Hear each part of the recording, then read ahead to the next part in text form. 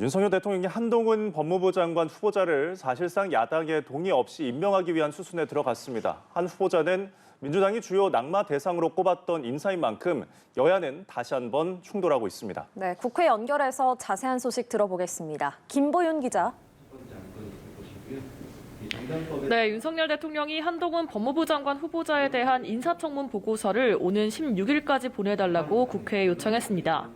인사청문법에 따르면 대통령이 재송부를 요청했는데도 국회가 기한을 지키지 않을 경우 대통령은 국회의 동의 없이 장관을 임명할 수 있습니다. 사실상 임명 강행 수순에 접어든 건데요. 민주당은 한 후보자를 문고리 칠상씨라고 표현하며 공세를 펼쳤습니다. 민주당 박홍근 원내대표는 소통령 한 후보자가 법무부와 검찰을 장악하면 무소불위의 권력을 행사할 수 있게 된다고 비판했습니다. 반면 국민의힘은 어제 민주당에서 잇따라 드러난 성비위 의혹을 들춰내면서 민주당이 그동안 후보자들의 도덕성을 문제 삼으며 인준을 밀어온 점을 몰아세웠는데요. 권성동 원내대표는 그렇잖아도 성비위 의혹으로 국민의 시선이 곱지 않다면서 목리 정치를 계속한다면 민심은 멀어질 뿐이라고 말했습니다.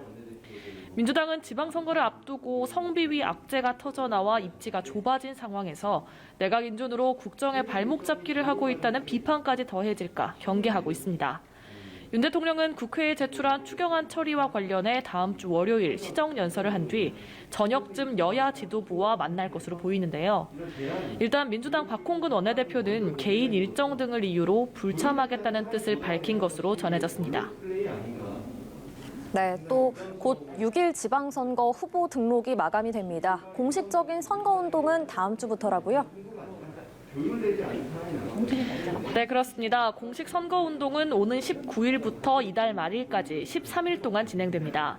잠시 후 6시면 어제에 이어 이틀째 진행된 지방선거 후보 등록이 마감되는데요. 지방선거와 재보궐선거 주요 출마자들은 어제 일찌감치 후보 등록을 마치고 오늘부터 지역을 돌며 표심 잡기에 열을 올렸습니다.